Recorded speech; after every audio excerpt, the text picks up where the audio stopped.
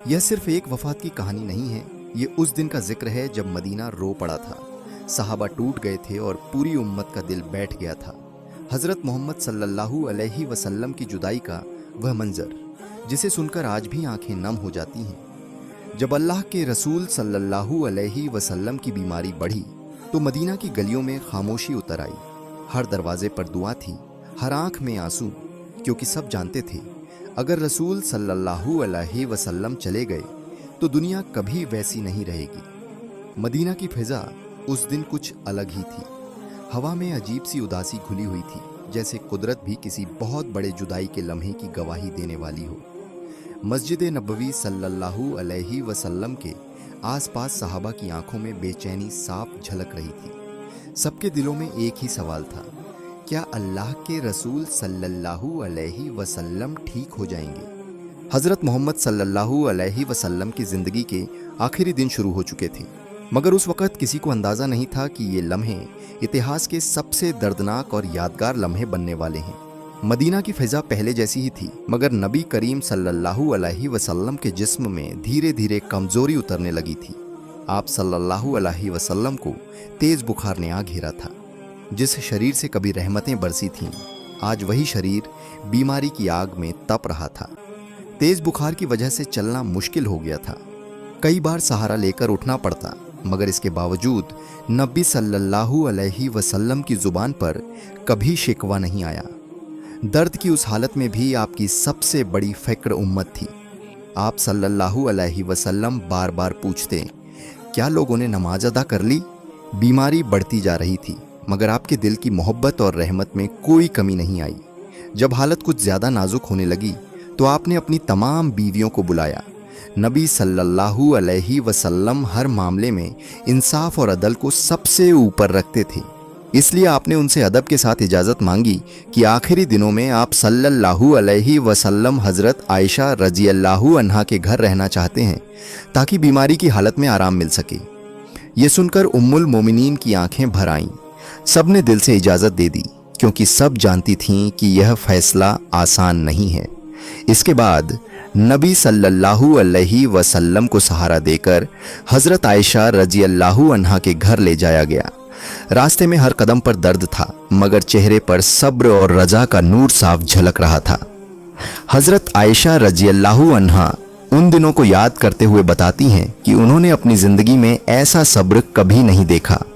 वह कहती हैं, मैंने कभी किसी इंसान को इतना सब्र करते नहीं देखा जितना अल्लाह के रसूल सल्लल्लाहु अलैहि वसल्लम करते थे।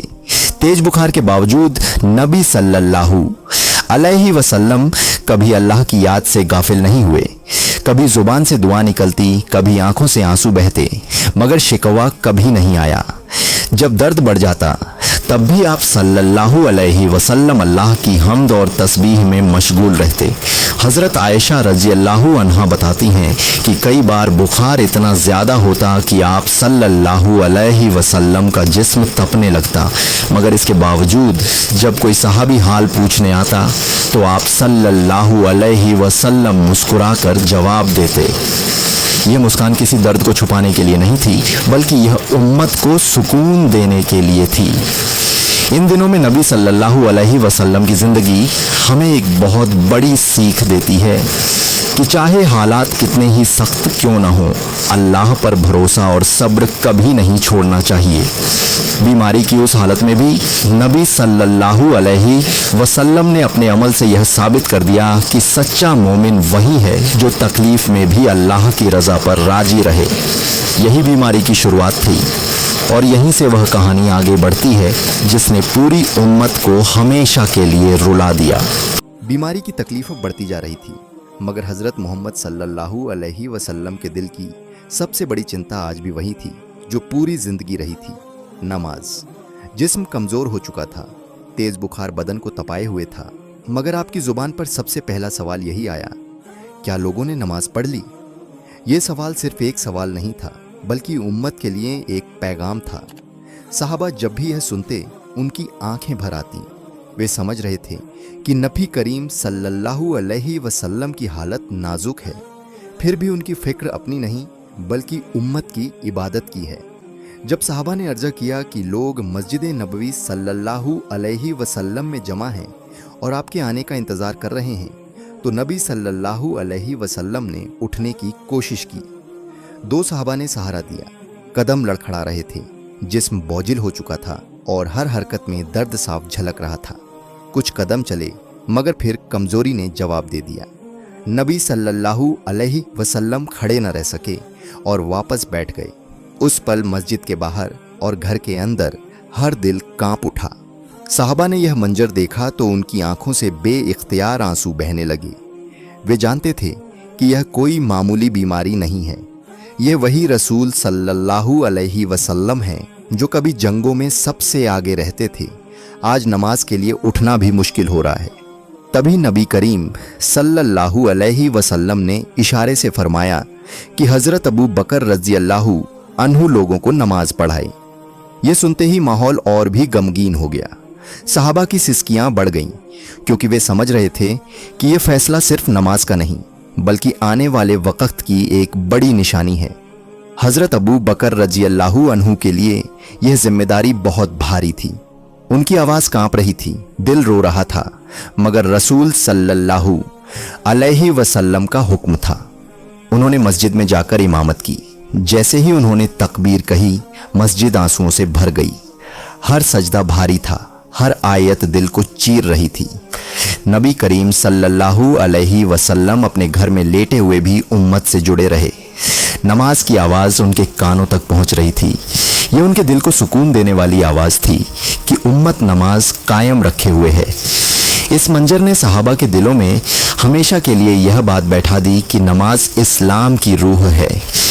नबी सल्लल्लाहु अलैहि वसल्लम ने अपनी आखिरी सांसों के करीब भी यही सिखाया कि चाहे कैसी भी हालत हो, नमाज से रिश्ता कभी नहीं टूटना चाहिए। उस दिन सहाबा ने सिर्फ एक नमाज नहीं पढ़ी थी, बल्कि उन्होंने यह भी महसूस कर लिया था कि अब वे एक ऐसे दौर में दाखिल हो रहे हैं जहां रसूल सल्लल्लाहु अलैहि वसल्लम की मौजूदगी के बिना ज़िंदगी गुजारनी होगी। और यही एहसास उनकी आंखों से बहते आंसुओं में साफ झलक रहा था। बीमारी की हालत अब और नाजुक होती जा रही थी। जिस्म कमज़ोर था, आवाज़ में थकान झलक रही थी, मगर हज़रत मोहम्मद सल्लल्लाहु अलैहि वसल्लम का दिल आज भी सिर्फ उम्मत की भलाई के लिए धड़क रहा था। हर सांस के साथ दर्द बढ़ रहा था, लेकिन आपकी ज़ुबान पर शिकवा नहीं बल्कि नसीहत थी। वही नसीहत जो पूरी ज़िंदगी आपने अमल से सिखाई थी। नबी करीम सल्लल्लाहु अलैहि वसल्लम ने सहाबा को अपने करीब बुलाया। कमरे में सन्नाटा था, हर एक की आंखें नम थीं और दिल कांप रहे थे। सब जानते थे कि ये लम्हे मामूली नहीं हैं। ये वो पल थे जब रहमत आलम सल्लल्लाहु अलैहि वसल्लम अपनी उम्मत को आखिरी पैगाम देने वाले थे। कमज़ोर आवाज़ में मगर पूरे यकीन के साथ आपने फरमाया, नमाज नमाज। ये शब्द आपने बार बार दोहराए, जैसे आप सल्लल्लाहु अलैहि वसल्लम चाहते हो कि यह बात उम्मत के दिलों में हमेशा के लिए उतर जाए। नमाज, जो मोमिन और उसके रब के बीच सबसे मजबूत रिश्ता है। आपने यह जता दिया कि चाहे हालात जैसे भी हों, नमाज को कभी हल्का न समझा जाए। फिर आपने उम्मत को उन लोगों की याद दिलाई जो समाज में अक्सर नज़रअंदाज कर दिए जाते हैं, गरीब, गुलाम और कमज़ोर। आपने फरमाया कि उनके साथ नरमी और इंसाफ का बर्ताव किया जाए। आपकी यह नसीहत सिर्फ ज़ुबानी नहीं थी। पूरी ज़िंदगी आपने खुद गरीबों के साथ बैठकर खाना खाया, यतीमों के सिर पर हाथ रखा और कमज़ोरों को ताकत दी। आप सल्लल्लाहु अलैहि वसल्लम चाहते थे कि आपकी उम्मत ऐसी हो जहां कोई भूखा न सोए, कोई जुल्म में न पिसे और कोई खुद को अकेला महसूस न करे। बीमारी की उस हालत में भी आपका दिल इस बात से बेचैन था कि कहीं आपकी उम्मत राह से न भटक जाए। फिर आपने आपसी रिश्तों पर जोर दिया। आपने फरमाया कि मोहब्बत और भाईचारे को मजबूती से थामे रखना, नफ़रत, हसद और तकब्बुर से दूर रहना। आप सल्लल्लाहु अलैहि वसल्लम जानते थे कि जब उम्मत आपस में बंट जाती है तब उसकी ताकत कमज़ोर पड़ जाती है। آخر میں جیسے پوری طاقت اکٹھا کر کے آپ نے فرمایا، نماز نماز اور جو تمہارے ماتحت ہیں ان کا خیال رکھنا، یہ صرف آخری الفاظ نہیں تھے بلکہ پوری امت کے لیے ایک امانت تھی۔ صحابہ کی آنکھوں سے آنسو رک نہیں رہے تھے۔ وہ سمجھ چکے تھے کہ رسول صلی اللہ علیہ وسلم اپنی زندگی کی آخری سیکھ دے کر جا رہے ہیں، ایک ایسی سیکھ جو قیامت تک آنے والی ہر نسل کے لیے ہے۔ اس کمرے میں موجود ہر شخص نے یہ محسوس کیا کہ رسول صلی اللہ علیہ وسلم جا رہے ہیں، مگر ان کی نصیحتیں ہمیشہ زندہ رہیں گی۔ یہ وہی نصیحتیں تھیں جو اگر امت تھام لیں تو دنیا اور آخرت دونوں سنور جائیں، اور یہی وجہ ہے کہ آج بھی صدیوں بعد جب یہ الفاظ دہرائے جاتے ہیں، نماز نماز، تو دل کانپ اٹھتا ہے اور آنکھیں نم ہو جاتی ہیں۔ وہ ایک سادہ سی مگر اتہاس بدل دینے والی سوموار کی صبح تھی۔ مدینہ کی فضا میں عجیب سی خاموشی گھلی ہوئی تھی۔ سورج کی پہلی کرنیں مسجد نبوی صلی اللہ علیہ وسلم کی دیواروں کو چھو رہی تھیں، مگر صحابہ کے دلوں میں اجالا نہیں بلکہ بے چینی تھی۔ سب کی نگاہیں بار بار اسی دشا میں اٹھ رہی تھیں جہاں سے اللہ کے رسول صلی اللہ علیہ وسلم آیا کرتے تھے۔ فجر کی نماز کا وقت ہو چکا تھا۔ صحابہ صفوں میں کھڑے تھے، مگر ہر دل کسی ایک ہی شخص کو ڈھونڈ رہا تھا۔ نبی کریم صلی اللہ علیہ وسلم کی طبیعت کئی دنوں سے نازک تھی، اس لیے آج حضرت ابو بکر رضی اللہ عنہ امامت کر رہے تھے۔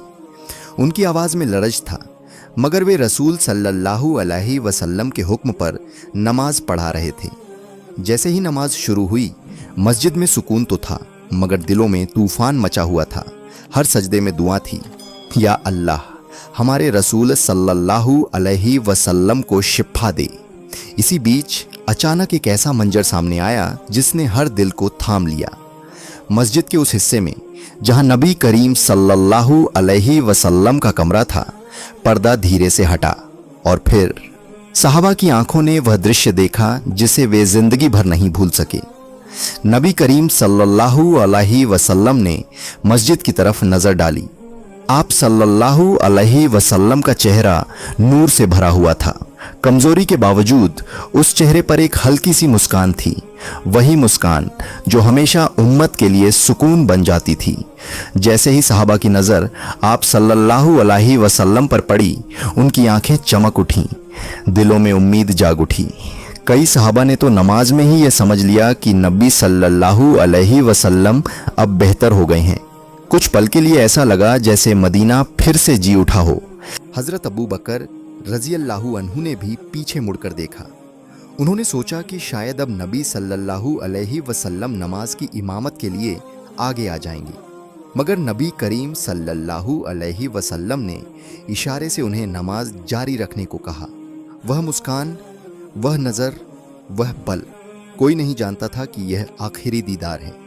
نبی کریم صلی اللہ علیہ وسلم نے چپ چاپ پردہ گرا دیا۔